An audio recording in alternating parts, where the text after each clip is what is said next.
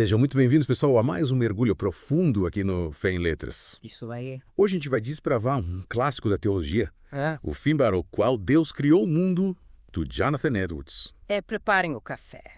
Pode preparar o café, porque a obra é densa, mas acredita em mim, é daquelas que nos fazem repensar tudo. Concordo. E já sabem, né, se curtirem o papo, espalhem uma palavra, seguir, ativar as notificações, compartilhar com a galera e mandem sugestões de livros nos comentários para os próximos mergulhos. Com certeza. Ajude o Fé em Letras a crescer. Sem dúvida.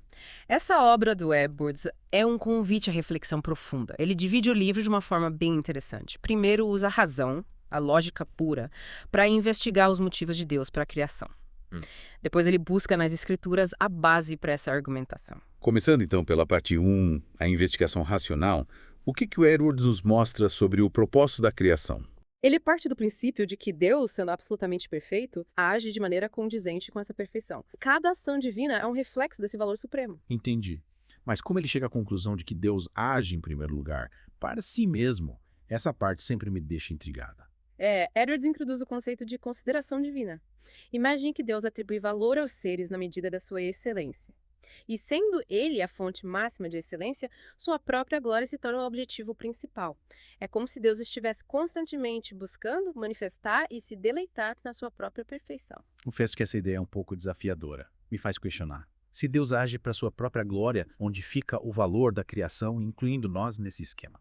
Boa pergunta. Edwards se adianta a essa pergunta e a muitas outras. Ele argumenta que, sendo imutável, Deus não busca algo que lhe falta. O que ele faz é manifestar o que já possui em plenitude. Mas e a questão do egoísmo? Afinal, essa busca pela própria glória não soa, de certa forma, egoísta. Olha, Edwards argumenta que a glória de Deus é o bem supremo e que todos os outros bens derivam dela. Seria como dizer que o sol, ao brilhar, não está sendo egoísta, mas simplesmente agindo de acordo com a sua natureza.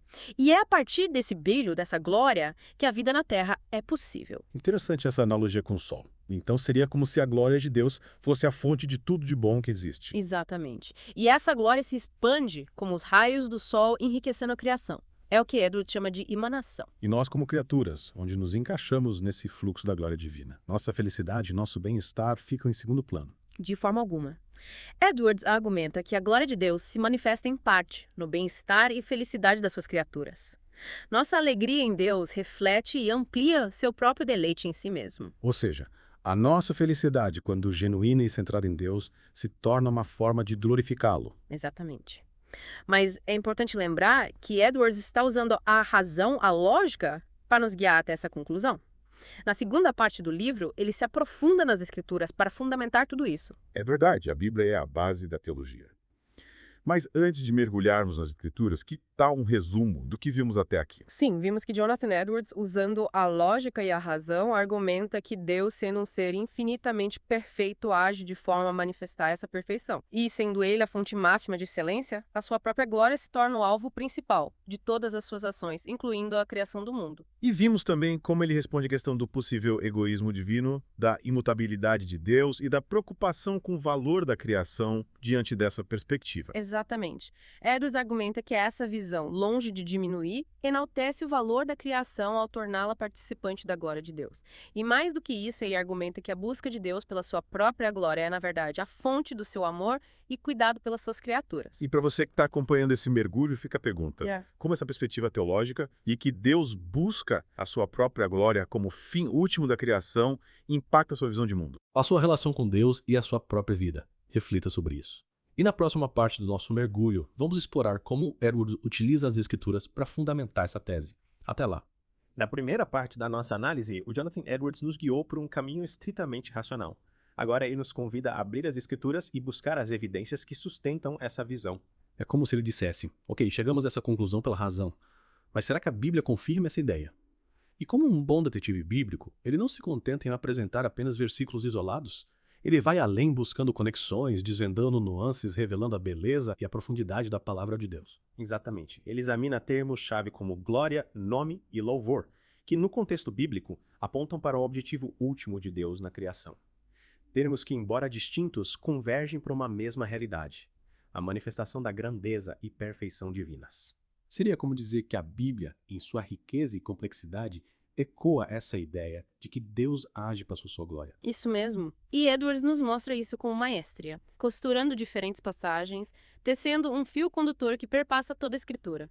Um dos exemplos mais marcantes é a análise de Isaías 44.6, onde Deus se declara como o primeiro e o último, o que, segundo Edwards, indica a sua autossuficiência e centralidade. Deus não precisa de nada fora de si mesmo. Ele é completo em si. E a criação, nesse contexto, seria o quê? Uma expressão da sua liberdade, do seu poder, um ato de pura graça. Como se Deus, ao criar o mundo, estivesse de certa forma se revelando, se dando a conhecer. E essa revelação tem como objetivo a exaltação da sua glória, o seu próprio louvor. Me lembro de Efésios 1.5.6, que descreve Deus agindo para o louvor da sua gloriosa graça. É como se a própria graça de Deus, a sua bondade e misericórdia tivessem como objetivo final a sua própria glória. Exatamente. Mas me diga, o que você acha da palavra glória nesse contexto? Ela te causa alguma inquietação. Afinal, a palavra glória pode ter diferentes conotações dependendo do contexto. Sim, confesso que essa palavra sempre me intrigou. Ela parece conter uma aura de mistério, de algo que transcende a nossa compreensão. Edwards, com sua mente perspicaz, não ignora essa complexidade. Ele demonstra como glória pode se referir à excelência inerente de Deus, como o brilho intrínseco do sol. Como se fosse algo que emana de Deus, que faz parte da sua essência. Exatamente. Mas em outros momentos, glória se refere à manifestação dessa excelência, como os raios de sol que aquecem e iluminam a terra. Seria como a glória se tornando visível, perceptível, atuante no mundo. Isso mesmo. Em alguns casos, glória se refere ao reconhecimento e apreciação dessa excelência por outros seres. Ou seja, a glória de Deus não é algo estático, confinado a um plano celestial.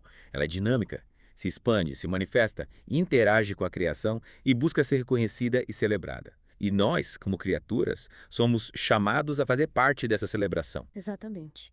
Mas essa ênfase na glória de Deus como fim último da criação não coloca a criatura, incluindo nós humanos, em uma posição secundária. Como se fôssemos apenas peças nesse grande palco onde Deus é o protagonista absoluto. O que você acha? É uma pergunta que mexe com a gente, né? Afinal, queremos nos sentir importantes, especiais. Essa ideia de que tudo gira em torno da glória de Deus pode gerar um certo desconforto. Com certeza. Mas a resposta de Edwards é surpreendente. Ele argumenta que a glória de Deus não se opõe ao bem da criatura. Pelo contrário, a glória de Deus se manifesta em parte na felicidade e bem-estar das suas criaturas. Peraí, então não é um jogo de soma zero, onde para Deus ser glorificado, nós precisamos ser diminuídos. De forma alguma. Edwards, usando a metáfora do sol, argumenta que a glória de Deus é como a luz e calor do sol, que não diminui ao se irradiarem, ao se comunicarem. Pelo contrário, a glória de Deus se expande, se multiplica ao se derramar sobre a criação. E nós, como criaturas, somos convidados a participar dessa glória, a sermos como espelhos refletindo a luz divina. Exatamente. Edwards argumenta que a nossa alegria em Deus, a nossa felicidade em conhecê-lo e amá-lo reflete e glorifica a Deus. Seria como dizer que a nossa felicidade, quando genuína e centrada em Deus, se torna uma forma de glorificá-lo, de reconhecer a sua grandeza e bondade. Então, nossa felicidade não é algo separado da glória de Deus. Quando encontramos a nossa alegria nele, estamos, de certa forma, contribuindo para a manifestação da sua glória no mundo. Perfeitamente. É nesse ponto que a visão de Edwards se torna ainda mais profunda e inspiradora. Ele nos mostra que não somos meros espectadores passivos nesse grande drama cósmico. Somos participantes ativos, convidados a nos unir a Deus, a buscar a sua glória, a encontrar a nossa felicidade na sua presença.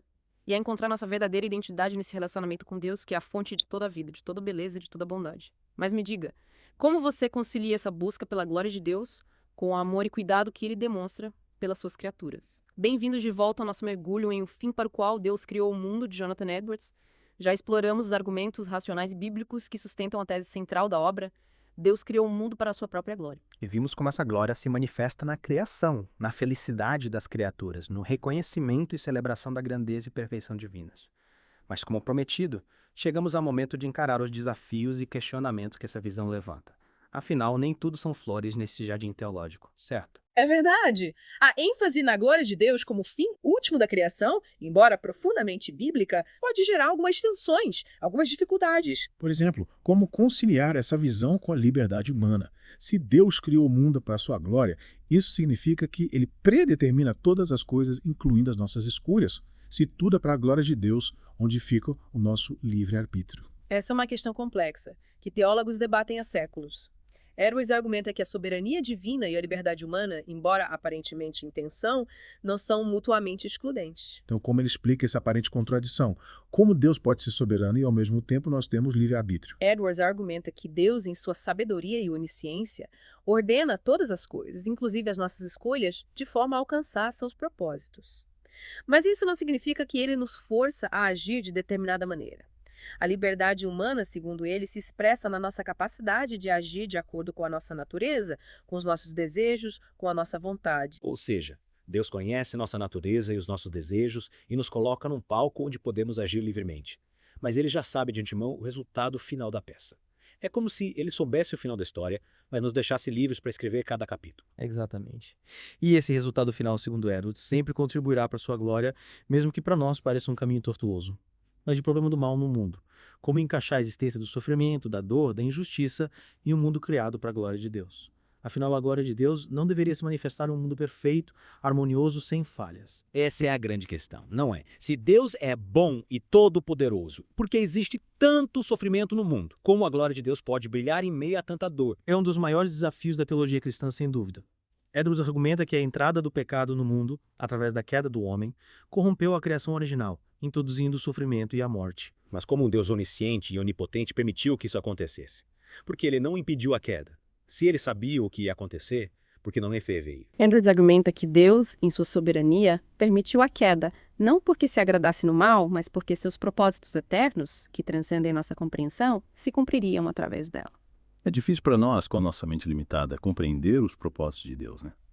Mas ele permitiu a queda, como a sua glória se manifesta em um mundo marcado pelo pecado e pelo sofrimento, como a sua luz pode brilhar em meio à escuridão. Edwards argumenta que, mesmo em meio à queda, a glória de Deus se manifesta de diferentes maneiras. Na sua justiça ao punir o pecado, na sua misericórdia ao oferecer a salvação, na sua graça ao sustentar e fortalecer seus filhos em meio às provações. Então, a glória de Deus não se limita à ausência do mal. Ela se manifesta também na sua resposta ao mal, na sua ação redentora, na sua vitória final sobre o pecado e a morte. É como se a sua glória brilhasse com mais intensidade em meio às trevas, mostrando o seu poder e o seu amor. Exatamente. E é nesse contexto que a obra da redenção, através de Jesus Cristo, assume um papel central na teologia de Edwards. A cruz de Cristo, símbolo máximo do amor e sacrifício divinos, se torna a expressão máxima da glória de Deus em um mundo caído. A glória de Deus, obscurecida pela queda, brilha com ainda mais força na cruz de Cristo. É como se a cruz fosse o ponto focal da glória de Deus, revelando a profundidade do seu amor, a grandeza da sua misericórdia, a extensão da sua graça. Através da cruz, podemos contemplar a glória de Deus não apenas na perfeição da criação original, mas também na sua resposta ao pecado, na sua ação redentora, na sua vitória final sobre o mal. Sem dúvida. E essa perspectiva nos convida a repensar nossa própria relação com Deus, com o mundo e com nós mesmos. Se a glória de Deus é o fim último de todas as coisas, então a nossa vida deve ser um reflexo dessa glória, um eco dessa beleza, uma expressão dessa graça. Mas como podemos viver essa realidade no nosso dia a dia? Como podemos fazer da nossa vida um reflexo da glória de Deus? Edwards argumenta que a busca pela glória de Deus se traduz em uma vida de amor, de obediência, de gratidão, de adoração. Devemos buscar a Deus em todas as coisas, reconhecendo sua soberania, celebrando sua bondade e glorificando seu nome em tudo o que fazemos. Ou seja, viver para a glória de Deus não é algo abstrato, distante da nossa realidade. É algo prático que se manifesta nas nossas escolhas, nas nossas ações, nas nossas palavras, nos nossos relacionamentos. É buscar a Deus em cada detalhe da nossa vida, em cada pequena decisão, em cada gesto de amor. Exatamente. E essa busca pela glória de Deus, longe de nos oprimir, nos liberta para vivermos uma vida plena, significativa, alinhada com o propósito para o qual fomos criados. Ao buscarmos a Deus, ao nos entregarmos a Ele, ao vivermos para a sua glória, encontramos a nossa verdadeira identidade, a nossa verdadeira felicidade, a nossa verdadeira liberdade. É como se ao buscarmos a Deus, encontrássemos o nosso verdadeiro lugar no mundo, o sentido da nossa existência. E ao nos unirmos a Ele nessa busca pela sua glória, nos tornamos participantes da sua obra redentora no mundo, agentes da sua graça, instrumento do seu amor, reflexos da sua beleza. Precisamente. E essa é a beleza da mensagem de Edwards. Ele nos convida a abandonar a busca egoísta pela nossa própria glória, para encontrar a verdadeira glória em Deus, que é a fonte de todo bem, de toda beleza, de toda felicidade. E assim, ao glorificarmos a Deus, encontramos a nossa verdadeira realização, a nossa verdadeira alegria, a nossa verdadeira vida. Que mensagem poderosa. E para encerrar nosso mergulho na obra de Jonathan Edwards, fica a pergunta: como a busca pela glória de Deus pode transformar a sua vida, seus relacionamentos, suas escolhas, sua forma de ver o mundo? Reflita sobre isso e que a glória de Deus ilumine seus caminhos e até a próxima. Até a próxima.